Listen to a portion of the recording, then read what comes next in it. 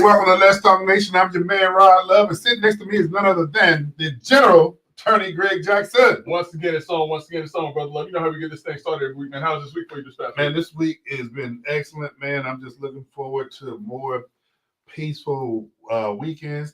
Greg, boy, I tell you, life is changing. No doubt, man, no doubt. A couple of things. First and foremost, last week when we were on the air, we were talking about Hurricane Melissa getting ready to hit Jamaica. It did make landfall as a Category 5 storm. It also hit Cuba, and I also understand that parts of Haiti, Dominican Republic were affected. But for the most part, the storm is now behind Jamaica and some of the other Caribbean areas, and people are in the process of rebuilding. As a matter of fact, I know that a local attorney here in town, Dan Newland, flew a private jet to Jamaica in order to provide resources and things of that nature. So, people are on the ground, people are helping, and happy to have that storm behind that area so that people can now move on with their lives. Hey man, I think you might know a little something about Dan Newland firm. Just a little bit, man. Just a little bit? Yeah. Come on now, I ain't gonna let you do that, but the Newland Law Firm, man, a firm, Greg, that you're presently employed at. Yeah. You're making me a celebrity now. Places that I go, people are loving me because I'm making referrals now. And I work like that sometimes. So Greg, Dan Newland is also an ambassador, isn't he? Is he an ambassador, or did that take place? I don't think the confirmation is taking place just yet. Okay, but he was recommended or nominated by President Trump, and my understanding is that process is still. There's no things take a little bit of time, and especially with the President of the United States, kind of in a sense waging war against the President of Colombia. And so, it's well, he goes into a hard job, man. Yeah, a lot of people think those ambassador jobs are just, plush. No.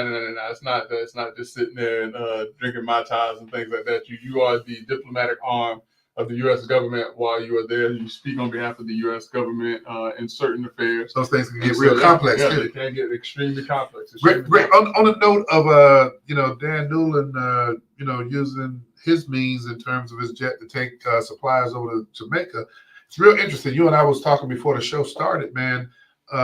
As we look at some of the things that are taking place in preparation, November's here. Yeah, November's here, man. One of the things that we have been talking about was the fact about SNAP.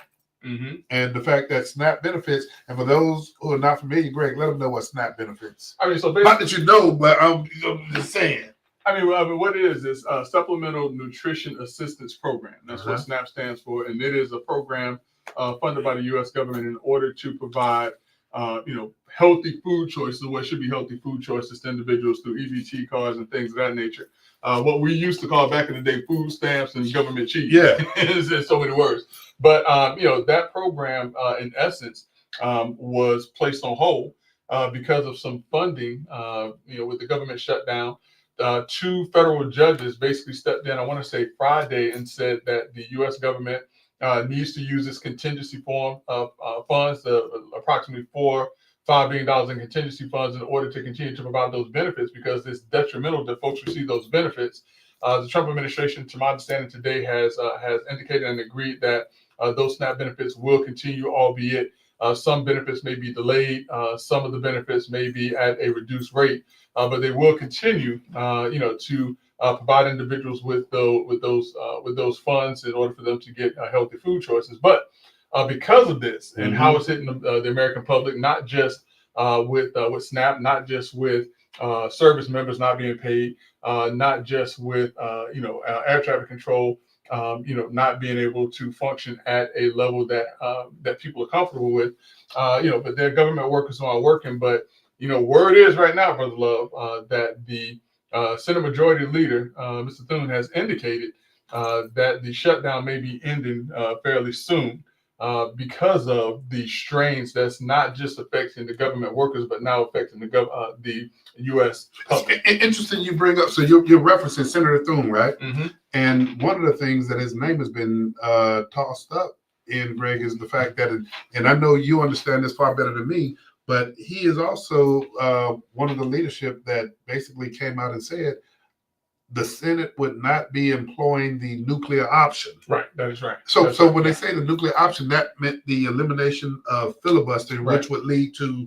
But yeah, they're basically pushing for the vote without there having to be, the majority needed, the five Democrats that need to come alongside of Republicans. But they're saying they're not going to do that. And apparently there are a number of, or some Democrats in the Senate that are now willing to work with Republicans to see if they could bring this shutdown to an end. And listen, man, this has been way too long. We're at day 34. This is historical now, isn't it? This is now historical.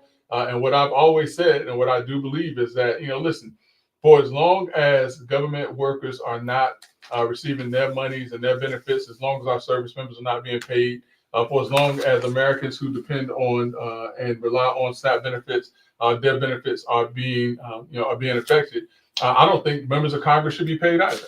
And I guarantee you, how is that though? How is it that you can still have members of Congress that get paid when everybody else doesn't? It's a funny thing like that. How Congress can continue to do and get things when nobody else can. I mean, look at the health benefits for members of Congress.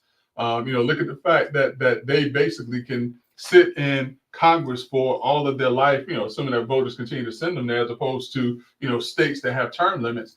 Those who write the laws rule. And so in this particular case, members of Congress, I guess they put in some provision that they will continue to get paid even if nobody else does. And there you go. So. And Greg, I don't want to belabor this, but it was real interesting, and I'm not going to get into what party this individual represented, but the talking heads over the last 3 or 4 days continued to ask this key member of the House, will you refuse to be compensated as long as the shutdown is taking place? And he continued to dance around it to the extent that he said, I'll make an announcement soon about what I'm going to do. But he never did. Of course they don't. And, like I said, I think that it's easy to play with the House's money. And that's what they're doing. They're playing with the American people, the federal workers. They're playing with their money. Mm-hmm. And it's easy to do that. Now, once it starts to affect them, I guarantee you they would become much more intentional about ensuring that this shutdown does not last any longer than what it has. Greg, you brought up something last week while we were on the show, man, and it still resonates with me, man, because when you brought it up, it kind of threw me, where there was a air traffic controller that was doing an interview for one of the major networks, and he informed them that he had to hurry up, do the interview so that he can go back to his DoorDash job to make sure his kid that's in college, that he continued to be able to pay those bills during the shutdown. I think Doc Polite brought that up and brought up that interview because I was just as shocked to hear about it. So yeah. I know I ain't telling you. I was shocked to hear myself. Doc, so and so, you have individuals, who are working for the federal government not being paid and still having to care and provide for their families. And now they're having to turn to means such as Uber, DoorDash, you name it, in order to provide for their families. Because listen, let's be very honest about this. There are very few people who can go without a paycheck for a month or 2 months. And Greg, this is historical, man. What's the other longest period of time that we've actually held the?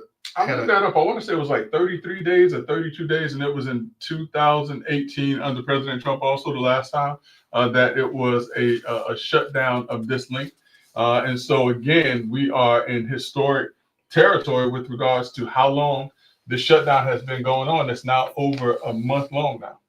Well, I'll tell you what, Greg, it's real interesting, man. And like you said, man, I'm looking forward to when the shutdown is over. No, absolutely. And listen, hopefully, Senator Thune has given us some insight as to how diligently and how hard Congress is working to get the American economy back moving. I should say the economy is moving.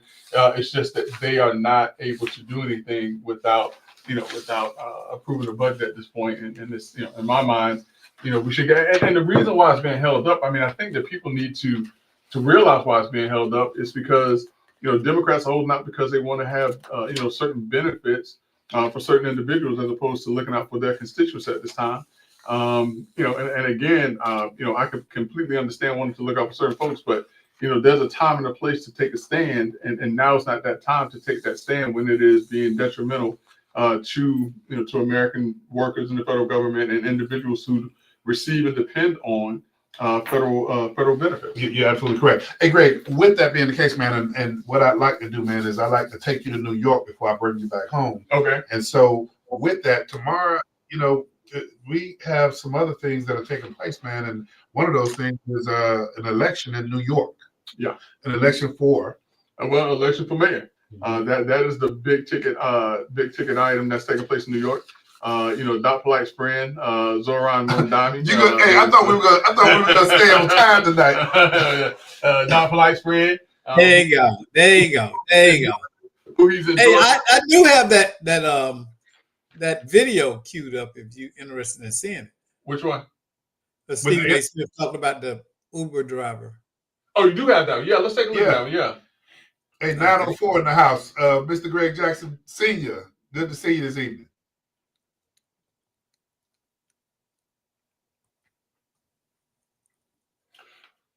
All right, I guess here we go. Everybody, because they deserve it. Why? Let me say that. No, because you deserve it. But let me say this. I don't think Washington understands how ticked off we truly are.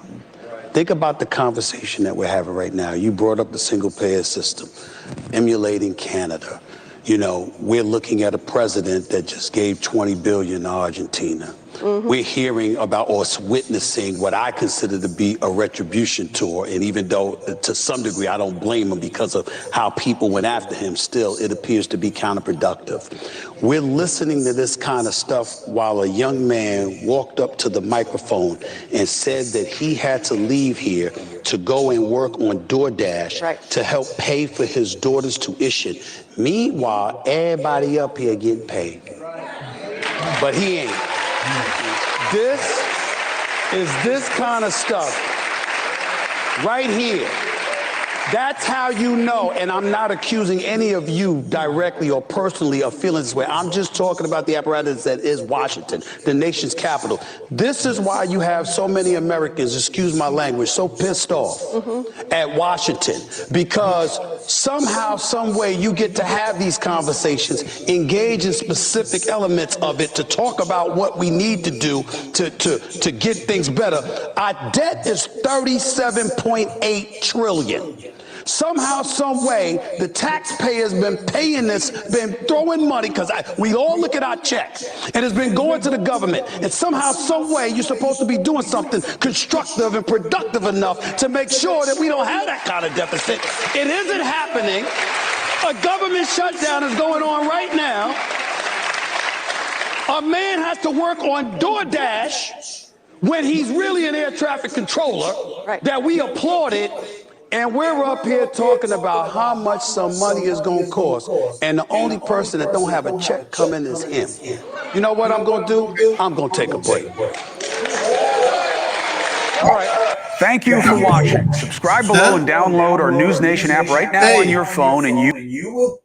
That was right on point. And let me hit this real quick, and I'm gonna pass the baton. But many of us are familiar with Stephen A. Smith, with the energy that he brings as a sports commentator. But Greg, he is showing, man, and he's been showing probably to me, what I've seen over the last year, this guy has a great deal of debt to him as it relates to how he sees things, man. I'm glad that he's bringing the same energy that he does from sports commentator, from that observation, man. I'm energized by it, but he made some real salient points. Listen, Stephen A. Smith is not too far removed from being like Charlemagne the God. They get the information they know just enough to sound smarter than the average person. Listen, I'm just gonna say what it is. They get the information and they sound just smart enough than the average person. He can throw the numbers out there and all that. Cardi B. Yeah, but he doesn't have a real understanding of how government works and deficits and how we've been operating in a deficit for how many years now. It's always been that way. So I can dig it. Now, the one thing that he did say that I'm going to applaud him on is the fact that he said that the American people who work for the federal government, and I'm paraphrasing a bit, they're not being paid, but everybody sitting on the stage, which they were members of Congress, were being paid. Now, I wish you would have dug in on that point just a little bit more, and because I think that was the right point to make.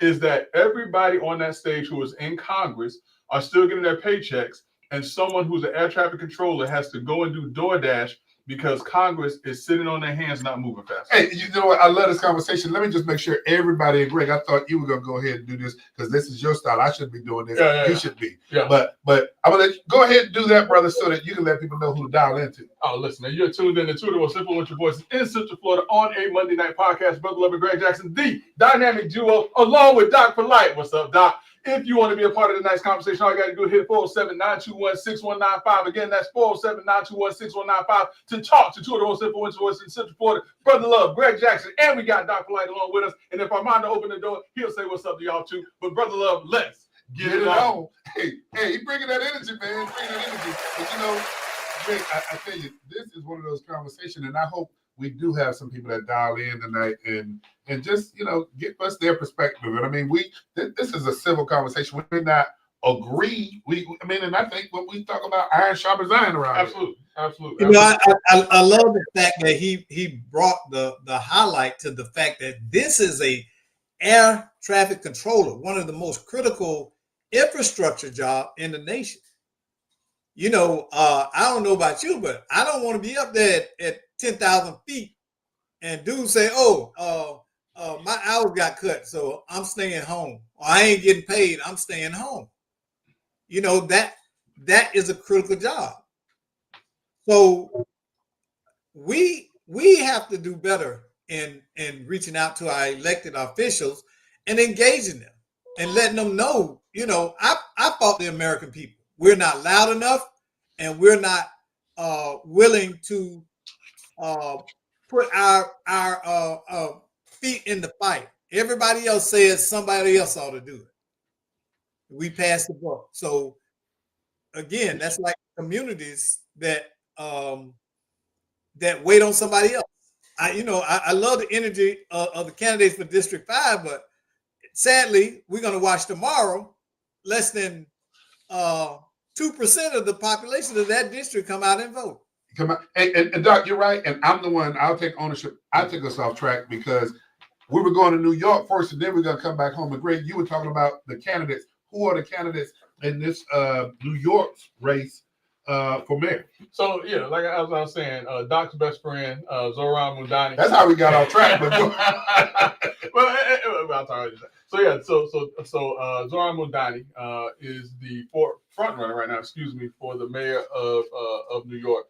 In addition to him, you have former New York Governor Andrew Cuomo, who is in the race. And you also have, someone who has patrolled the streets of New York City, as a guardian angel, but I think it's another, it's a guardian angel in New York by the name of Curtis Lewa, who is the Republican candidate in this particular race. Cuomo obviously is running as an independent because Mamdani beat him in the primary to become the Democratic nominee, beating him handily in the Democratic primary for mayor.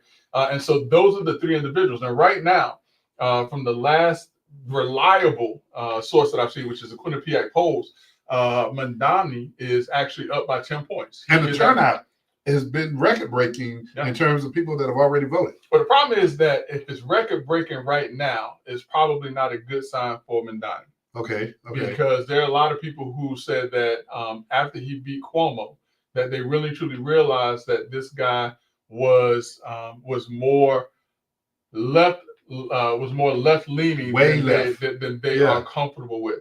And also the fact that you have other Democrats that are lining up against him, i.e. Cuomo, i.e. Eric Adams, who is endorsing him. But also, i.e. when you look at the fact that you can't get Senator Schumer to say, is he endorsing this individual? You can't get President Obama had stepped up for him. Even the minority leader, Hakeem Jeffries. I thought Hakeem Jeffries had said something earlier. I could be wrong on that, but I mean, you're absolutely right. The only real key members in Congress who have stepped out have been members of the squad, AOC and her crew.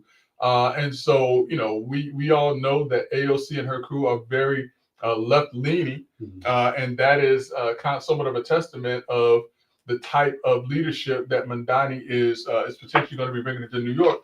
And the more interesting thing, Brother Love, that a lot of people don't realize, is that Andrew Cuomo, as I said, he has the endorsement of Eric Adams, the former mayor who could not run for whatever reason it is. His campaign was hit because of some issues.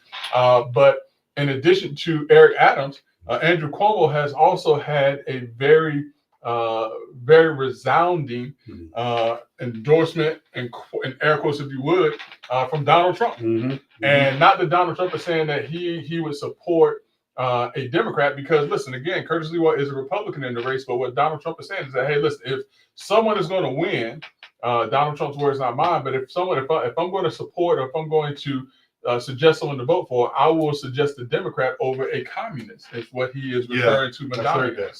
So, Greg, do you think if Curtis Lewa wasn't in the race, that it'd be much closer than it is now? It would definitely give people someone else to look for, because I want to say that Curtis Lewa has 14% of the vote. There's 6% that have not responded or undetermined at this time. So that's 20% of the electorate right there. And Cuomo is trailing by 10%.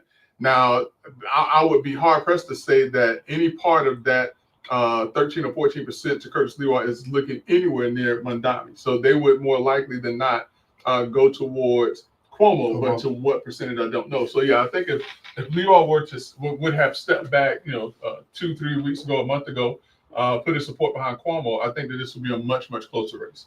I'm just surprised that when you look at the polls and where they're at right now, that Mr. Lewa is still in it. Listen, some people say he has a chance. Some people are saying that the turnout in the votes are the conservatives in New York. So what do we know about polls anyway? That they're not to be trusted and relied upon. Not to be, but here's the other thing too, though, Buffalo. When we talk about Mondani and the possibility that this guy's going to be the next mayor of New York, I have heard that there are 8 million people in the city, 8 million people in the city that never sleep, New York. And I've heard that 700 and some odd thousand individuals have indicated that if Mondani wins, they're leaving the city. That's almost 10% of the population of New York that's saying that they're going to leave New York City, which would be the largest exodus of individuals from any city at one given time, if that is in fact true. The other thing also is that businesses are saying that they are going to relocate outside of New York because of the policies that they feel and that Mondani has indicated he's going to bring, that they feel is going to harm their business.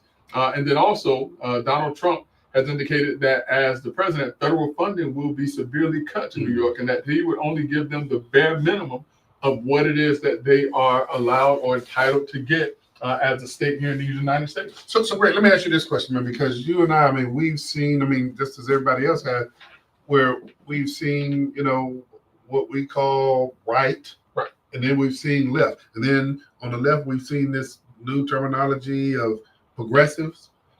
Where does Mondani sit on the left? Because to me, it seems like it appears that he's even far past that. I mean, he is far left. He is beyond progressivism. He is, what some would refer to as a socialist, because what he feels is that the government should take from those in a competitive market and give to those who have not worked to achieve those things. And while I do agree that there's certain things that the federal government should provide for its people, taking away the competitive edge of allowing businesses to do what businesses do here in these United States as a capitalistic system is not one of them. Part of the conversation we had last week was, he wants to have grocery stores where people are given food, and so the government run. Right. And to that point, the thing of it is that there are already programs in place that provide these things. Why do you think the court system stepped in when the shutdown affected the SNAP program or SNAP benefits? And there are other programs and benefits that are available. There are private industries and nonprofit organizations that are stepping up in tremendous ways to take the place of government funding. And that's the point that I was making, is that where government fails, we have private industry and we have organizations that can do what government fails to do. A couple of things, man. A couple of things I wanted to ask you, Greg. Yep. One, as we have this, I'm sorry. Brother Burns said that he's a Marxist. All right, Brother Burns, be nice. Be nice. He's going in. Be nice. Going in. But Greg, have you heard? And by the way, I apologize. I want to say happy 80th birthday to my good friend John Burns. He and I got together for a little bit on yesterday. I bought him a nice little stick. He likes Davidoff, so I got to make sure he had a nice little Davidoff. I sipped on me a little bit of wild turkey, and we had a great conversation on yesterday. So again, happy birthday to my good friend John. Hey, happy birthday, and y'all, thanks for the invitation, by the way. But anyway, Really impromptu, man. I was in the office working, and he was like, "Hey, I'm about to head up in." I was like, hey, "Give me a minute. I'll be right there, man." Hey, but great. Here's something I'm real curious about. As we talk about the left, as we talk about government, that brings me to Bernie Sanders, Senator Sanders. Yeah. Have you heard? What is his perspective on Mondami? He's a supporter of Mondami. Is he? But remember, Bernie Sanders is not a Democrat. He's an independent. Yeah, he's an independent. But he caucuses with the Democrats, and Bernie Sanders is as far left as an AOC and the rest of the squad. So how does a guy that's so far left, how does he get to a point where he is on the cusp of possibly becoming the mayor of New York? I mean, some of the things that I've heard about how he's just a natural, charismatic kind of person when it comes to telling you what you want to hear. Obviously, and SNL did a great skit this past weekend where they were talking about how Mondami doesn't know anything, and so he just smiles and acts like it, and people are falling for that. But the biggest thing is this: who are the people in New York who are voting? A lot of individuals who are voting that are coming to the polls and voting in New York right now are individuals who have assimilated into New York and now have the opportunity to vote, and so they may feel that they have some alliance and allegiance to someone such as a Mondami, and that's what a lot of people say. But also the thing of it too is this: at their core, people are good. Let's just leave it at people. At their core, people are good. And the things that Mondami is saying, if he goes unchecked, sound good. And it sounds as if it will provide a need for individuals in need.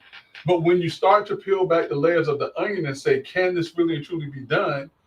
It cannot. The things that he's trying to do, the things he's proposing, and those individuals who vote, while they don't see it, business and industry see it, the federal government sees it, and they know that this will be detrimental to the economy of New York. But you know who else, Greg, I think sees it but feels it even more? Who's that?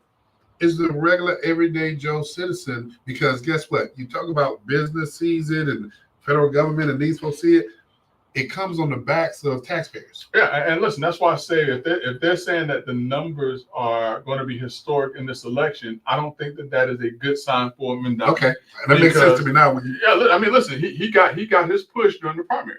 I forgot the number of votes, but he got his push during the primary. Now, people who didn't come out during the primary are starting to wake up and say, well, listen, if this happens, this is what we're going to be left with. And I think those are the people that we're seeing coming to the polls. And so both sides are taking credit for this early voting surge. Yeah.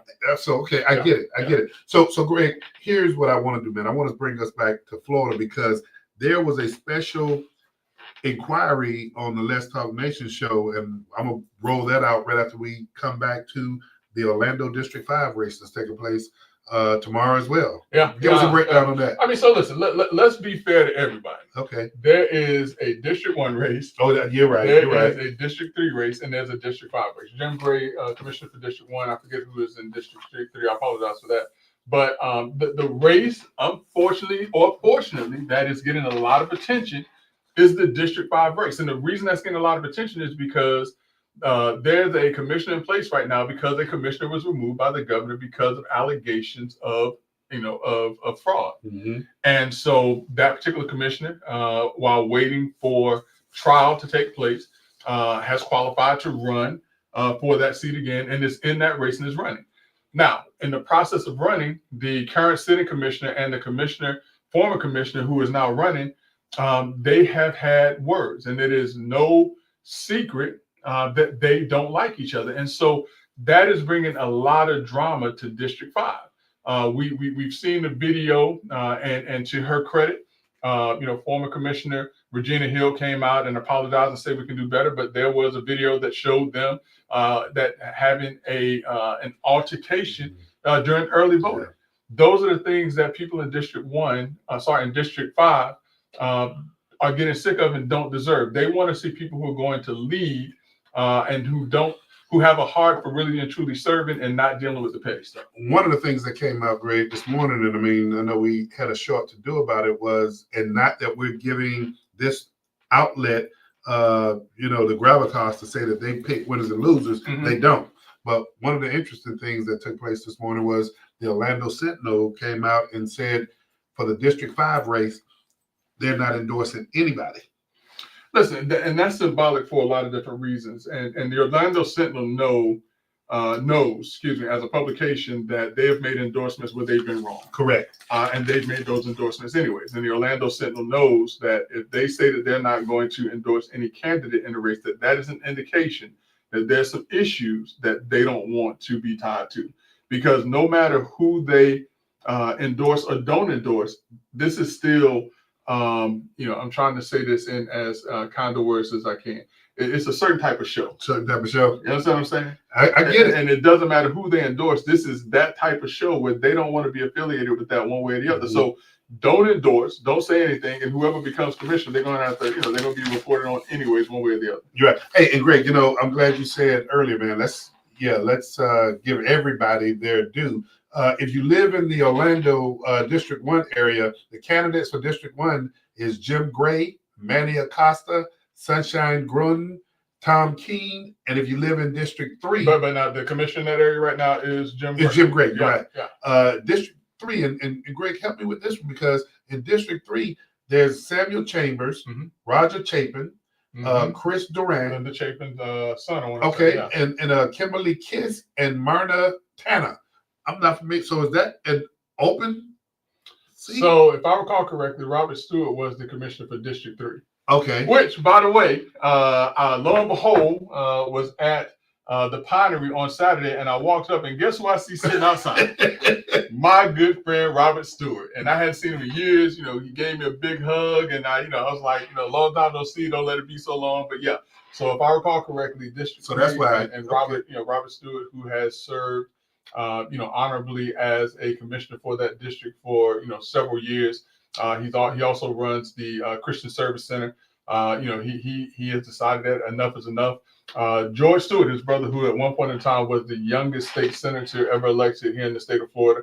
I know him very well. We were all in the Rotary Club together. I was president of the College Park Rotary Club. People don't know that about me.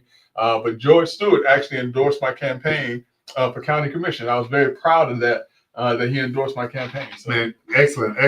And of course, Greg, we already talked about the District 5 candidates, and Yeah. that's President incumbent Commissioner Shane Rose, former Commissioner Regina Hill, and we also have Lawana Gelzer, who's in that race as well. Yeah, and listen, we talked a little bit about Commissioner Rose, Commissioner Hill, and one of the things about Ms. Lawana Gelzer that no one can take away and deny is that no matter what, she has been in the community and specifically in that district working.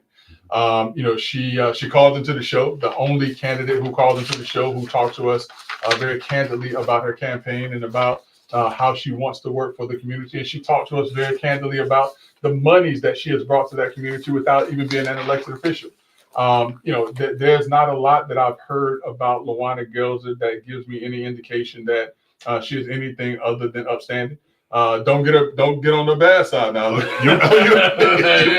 Listen, she'll tell you she's still a Gelzer. She will tell you that she is still a Gelzer. But for what it's worth, for everything and for all that we've been hearing and all of the controversy, the one person that continues to stand above the fray, from what we've seen and what I've seen, I want to speak to you, but the one that I've seen stand above the fray is Lawana Gelzer. And so, District 5 has an opportunity to do one of three things. District 5 has the opportunity to continue to allow Shane Rose to serve as their current county commissioner. District 5 has the opportunity to re-elect Regina Hill as the as a city commissioner, understanding that there is a trial coming up and no one really knows what's going to happen. But apparently the governor's office has said that as long as they have a say, that she's not going to serve, and that's that's unfortunate.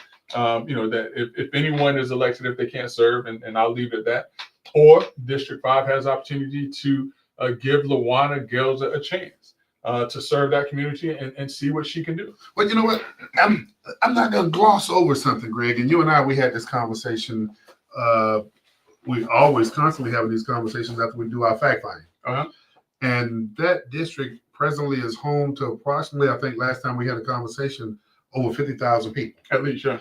And doing the special election, Greg, and I don't remember the number right off the top of my head, but it was somewhere in the number of 3,000 people that Yeah. came out to vote. Yeah. I wanted to say 25 to 2,800, but you might be right. It may have been around. And so you know where I'm going with this. Yeah. You can allow a small percentage of the population A very small percentage. to elect a representative that's going to govern 50,000+. Think about that. And listen, and make key decisions for how that area grows and moves forward. Because listen, let's be real about it. When someone becomes a commissioner in Orlando, unless something happens, that person can be commissioner for the next 20 years. Because there's no term limits. No term limits. I mean, and so they can be sitting there for the next 20 years. I mean, like I just said, my good friend Robert Stewart has served. You also have Tony Ortiz, who has been a city commissioner, Orlando city commissioner for a number of years. Patty Sheehan has been a city. I know when I was living over in that district, and she was running, that was back in 2004. And I know at least since 2004. Man. That's what, 20 years now. Yeah. Then you also have, like I said, Jim Gray, who's been a commissioner for a number of years. You now have Bakari Burns, who was the more recently elected, aside from Sharon Rose elected. He can be there for the next 20 years unless he decides he wants to run for mayor, which I thought that we had put that in his ear, but I guess we didn't do a good enough job. Yeah. It's still time though. Listen, it's still a little bit of time. Still a bit of time. But great. What we have gotten, man, at Let's Talk Nation, man, I mean, we used to do this and we were talking about this. We never really fully completed the process. And people were emailing and calling, particularly senior citizen groups. Mm-hmm. And we've had some neighborhood associations ask the question, Ron, you and Greg have been talking about this kit that y'all was going to make available to communities, neighborhood associations, and civic groups. Mm-hmm. And they asked what would be in this kit. And this kit would have things in there, and I'm gonna go to the Socratic questioning again. And what you would do as an association or a civic group is you would ask individuals, what are they promising to do if they're elected to office? Mm-hmm. What concrete actions, if they get in office, are they taking? See, people don't realize when you're on the dais, you're creating a record. Yeah, that's true. And that record is a record of your advocacy or lack thereof. Mm-hmm. And so, Greg, we got to sit down and seriously think about putting this. And this kit is simple. I mean, just like I asked those questions, what measurable results followed from the actions for particular communities? If you live in a specific district, and we're sitting here right now having a conversation about District 1, District 3, and District 5. Mm-hmm. Mm-hmm. What are the people telling you that they're going to do for you? Then, if and when, and because you and I, we've always talked too about people who don't get elected. What do they do? Where do they go? Right. That's A right. lot of them disappear. That's right. But then the other question is, if they get elected and they're on the dais, how can you see or measure their advocacy? You can measure it based on their votes. Mm-hmm. You can measure it based on their advocacy to see if they're putting forth the issues that they told you they were going to put forth. Yeah. So great. I don't know, man. We got to just sit down, man, and pump our brakes at some point in time, because there can be some big races coming up here in the future. I mean, and listen, I mean, aside from, keeping a record on the dais once they make it to become an elected official, look at the work that they've done before. Is this a person that's saying, before I became an elected official, I brought XYZ resources to this community? Or is this someone that's saying, before I became an elected official, I worked for this government office or that government office? What is it that they really and truly bring to the table? Do they bring fresh new ideas? So they bring an understanding of business and industry and, governance and different things of that nature? Or are they coming there? You put that kit together just through your articulation. I mean, listen, are they bringing to you a resume of their work within government that really and truly does not give any indication as to their success as a candidate and as a leader? When we talk about what evidence do you inquire about or collect when you're talking about measuring a person, voting record on key issues, roll call votes in particular. When you look at ordinance or bills that are sponsored or co-sponsored and the outcome of those bills. Right. I mean, Greg, it's not rocket science how you can measure, but here's something that you and I both know. If we leave it up to, just this thing about osmosis taking place, it hasn't happened. Yeah. Well, I mean, listen, and let's be honest about this. the common voter is lazy. If we're going to be honest about it, and I apologize for being this blunt, but it is a Monday on the first Monday in November, so I do deserve a little bit of grace. But most the average voter, they're ignorant. They don't look. Define ignorant, because some people get insulted. Ignorant just means it means whatever you think it means.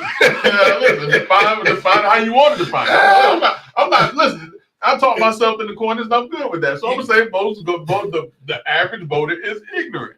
I'm gonna say it. If anybody wants to listen, I miss. There used to be a lady on WOKB. Remember, she used to call me all the time. We used to argue. I miss. Oh yes, yeah. I mean, she and I. But you know what? She just through those calls and that iron and sharpening the iron. Well, no iron sharpening. I was. Oh, she was getting some cutback now. She wasn't getting nothing. Listen, don't give that lady no credit. Hey, but I still enjoyed the conversation. I mean, because she was arguing from a place of emotion. It's called the Dunning-Kruger effect. And let me put it in a street term. Stupid people don't know they stupid. Wait, Doc. I ain't say stupid. I said you know the difference. But that's it. They're oblivious. Stupid people don't know they stupid. And it's called, psychologically, it's called the Dunning-Kruger effect. But remember, Doc, I talked about the dumbasses? Yeah. It's the dumb mass. I mean, when people thought that I was saying something else, it's the dumb masses. It's dumb people in the mass of individuals that vote who don't know the issues. And I'm just breaking it down in everyday speak. Stupid people don't know that they stupid. Oh boy, we all have our side. And listen, it's like this: you don't know what you don't know. If you're stupid, right? But if you're smart, you know that there's certain things that you don't know. And there's a cure. There's always a cure. Information. Yep, I agree with that. Information. See, being ignorant is a choice in today's world. There's so much data and information out there, and verifiable and empirical data. You making a choice to consciously be uninformed and ignorant. I can go with that. So that's why stupid people don't know they stupid. All right. I don't even know a good segue from this. I'm gonna just push us through. And these are not the words of Greg Jackson or Rod Love. In no way, I have to put a disclaimer on myself. Hey, Doc. Hey, but you know what? Doc said you got to put a disclaimer on this stuff. Hey, I'm gonna push us Trust through. me, y'all. They don't say this kind of stuff. I say it. They don't. You make it even more interesting, Doc. Huh? You make it interesting. Oh yeah, because I'm not gonna sugarcoat it. I love people enough, y'all, and people take my bluntness in the wrong way. I love people enough to give you the right information. See, I have no motive for scamming you or telling you the wrong thing. It doesn't do anything for me. Yeah. I'm not trying to build a congregation or a flock or a following and get my likes up. I'm just telling you it is what it is.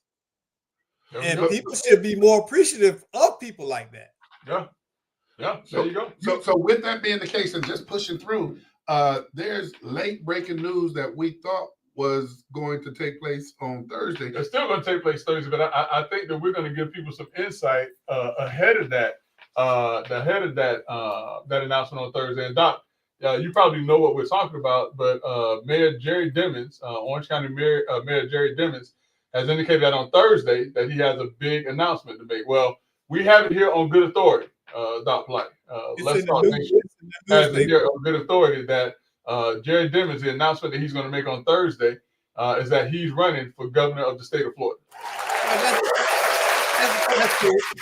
That's the worst kept secret in Orange County. The worst kept secret, huh? Yeah, because it's been out there for months. In fact, the Sentinel ran a story about it today. So But here's the thing, though. So while he's making the announcement on Thursday, what he forgot to do was to not file the paperwork in Tallahassee until after he made his announcement. So But anytime you file that paperwork, it becomes public record. Now, interesting question: does he have to resign? No. Remember, he's already term limited out. He don't have to resign. And if No, he does I resign, thought- and if he does resign, the resignation will be effective the date that he's sworn in. So that would be after the election anyway. Oh, okay. I was under the impression that if they ran for a state level office, then they were already office holder. That they No. Okay. No.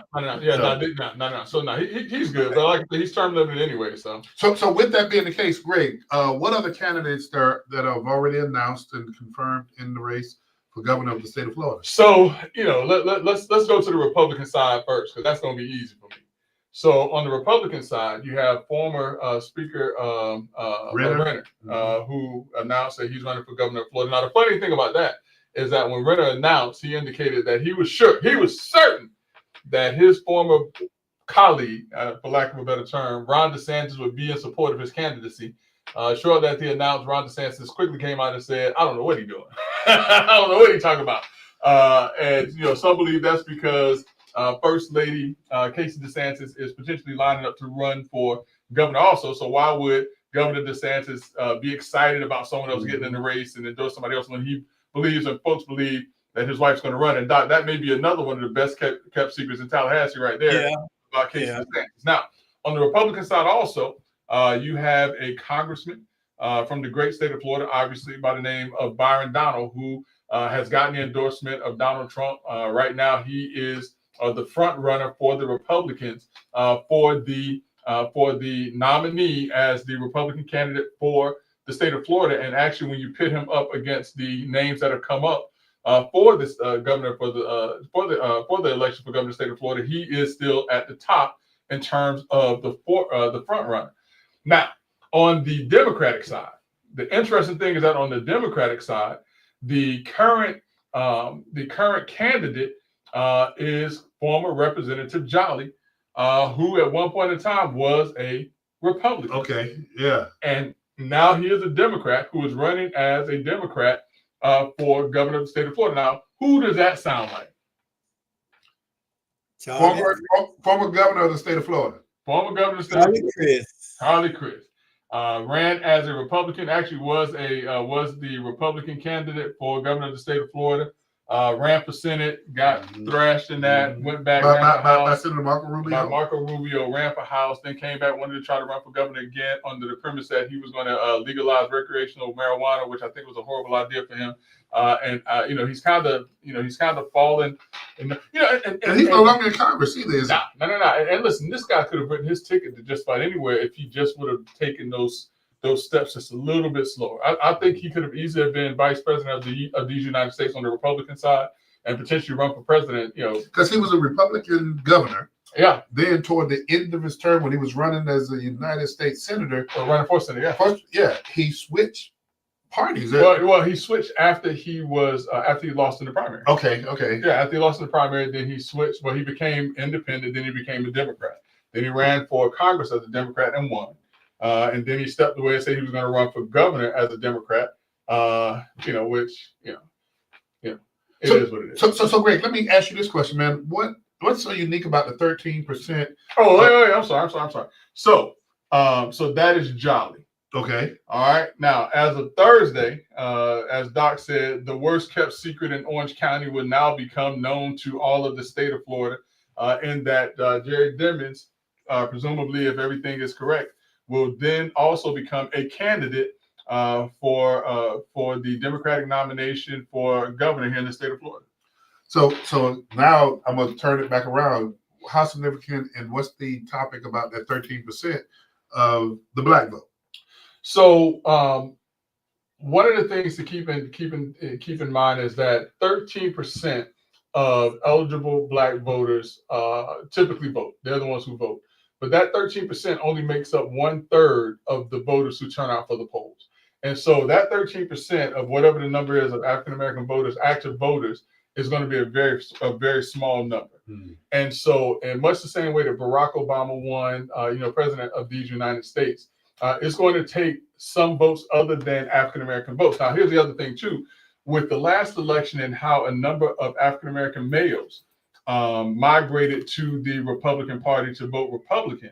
I think that that is also going to be a movement that there are going to be a number of African American males as independents or even Democrats or newly registered Republicans are going to vote for Byron Donald. And so what can be historic, Dr. Floyd, check this out. What can be historic in this particular race is that for the first time, I want to say possibly in the history of this country, you could potentially have two African American individuals from the two major political parties running for governor of a state. And Jerry Dimmons as the Democratic nominee and Byron Donald as the Republican nominee. I don't think that that has ever been the case in any other state in the United States. So Greg, here's the other piece, though. You have a minority senator of what is it? He was the minority leader in the Senate, Florida Senate, and I'm talking about Senator Pizzo, who left the Democratic Party, went independent, and then a few weeks later announced he was running for governor as an independent. That also impacts that 13% you're talking about. And well, not necessarily the black vote, more so the Democratic vote. Okay, you're right. Anyways, you're right. So you got a whole lot of moving parts there.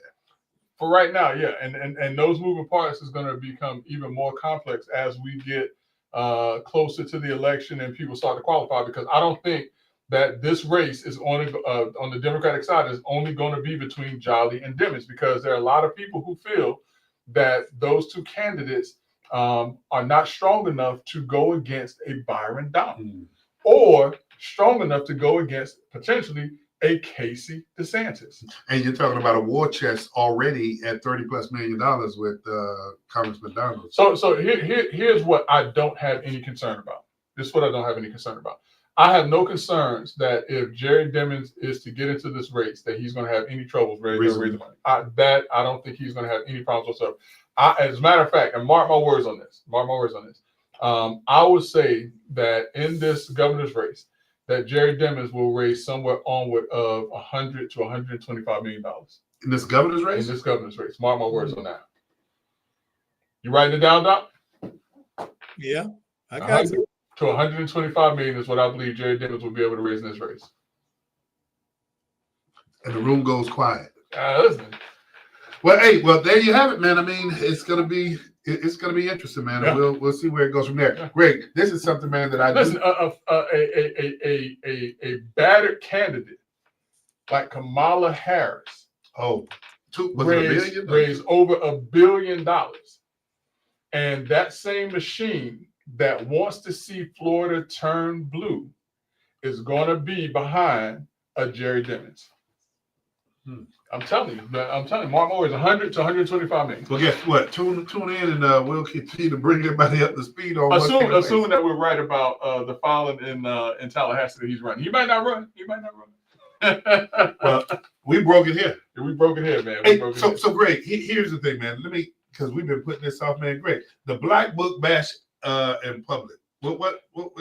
Come on, man, help me. Listen, man, this story has been floating around since September, and we've been wanting to get to it. And Doc, I don't even know if you know about the story, but the first annual Black Author Convention, and it's known as and has been tagged as, or was tagged as, you remember when Tom Jones used to have the family reunion? Mm-hmm. This has been tagged as the literary family reunion, where Black authors and writers can come together and they can share their literary talents and different things like that, and have workshops and all the other things.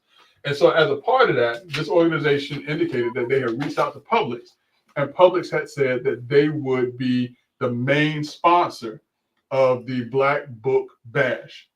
About 2 weeks from the event, Publix actually stepped out and said, "We never told y'all that we were going to be the sponsors of this event." And as a matter of fact, here's the email that says that we do not sponsor these events, so we're not going to sponsor this event. And so there was a big hurrah between the organizer of the event and Publix, and that the organizer of the event said, "We had someone that we were working with that said that y'all told us y'all were going to sponsor us, and you all are telling us you're not going to sponsor us." Now, lo and behold, Publix ended up not sponsoring them at all. Publix has been known to sponsor, 5Ks and health conscious, things of that nature. I've never really seen them sponsor something like this. But what the organizers did, and what a number of African Americans have done or did do, because this took place in October, so the Black Book Bash has taken place. The organizers, from my understanding, came out of pocket to pay for it, and they're going to do it again in Jacksonville, Florida. But what the organizers did was they have asked African Americans to boycott Publix. So how's that going? Not good. Not good. Because remember, Publix is not like a Target. And man, excuse me, that was my point though. Yeah. So it's not going to go like it did with a Target, where they have shareholders that they have to worry about and different things of that nature. And it hasn't been because, Doc, have you even heard the story? Yeah, I heard it. I ignored it. I'm not boycotting Publix. Publix has been a staple in Florida communities, African Americans. They were very, y'all know I'm old as dirt. But how long has they were very open, doing segregation to African Americans. They've always been friendly to our community. I see no way and shape why I'm going to boycott because you ran your mouth and said what they said, and they said that they never told you that. And they said as far as I'm concerned, so there's no proof out there. They took a playbook out of Jesse Jackson and Al Sharpton's playbook. But Greg, So I'm not obligated to participate in that stupidity. So listen, just real quick to your point and answer your question, Brother Love. This was the first year for the Black Book Bash. So this is not an organization. And remember, most times when you have a large corporation that is sponsoring an event, it's something that's been around for a number of years. Yeah. They don't sponsor first time events like this. They just don't. Let me tell you something, and I'm just disclosing this for transparency. When I worked my last job, I worked in conjunction with Publix management on numerous projects, especially around training people with disabilities and things like that. I've never experienced any negative aspects of public management when it comes to helping the community. I can tell you that they are very pro-community. I'm not just saying that. I know what I absolutely am talking about. I've seen them champion numerous causes, and this sounds like someone is trying to basically blackmail them into sponsoring. So Greg, what are some of those lists of former events that Publix has sponsored? I mean, listen, like I said, they have sponsored things like the Gasparilla Distance Classic, the Atlanta Marathon, the Fort Lauderdale A1A Marathon and Half Marathon, the Savannah Triathlon Running Series, the Chattanooga Waterfront Triathlon, and things like that. So they have had no issues and problems doing it. They sponsored Autism Speaks. Okay, those type of events. Okay. So my question is this, and we down to 2 minutes. My question is this: if this takes place, Greg, from your legal perspective, is this actionable with that group, the Black Bash? No, because they don't have anything in writing that says that Publix agreed to do anything. And where's the detriment to them? No, but I'm actually speaking so the reverse is Publix. Yeah. I mean, obviously, if there was a big enough push and something that Publix was concerned about, which obviously they aren't, then yeah, this would be considered to be defamation on a corporate organization that they could take action on. Now, I will say this, to Doc's point also, because I used to work at Publix when I was in college for a short period of time, and I will tell you that every person who works at Publix has an opportunity to be a part owner of Publix. Yeah, that's one of the things, and they don't base it on your age, your color, your gender, anything like that. Because as a matter of fact, the guy Williams that I worked next to, because I was a cashier in Publix, at night on Wednesdays he would go downtown to Tallahassee, and he became Desiree.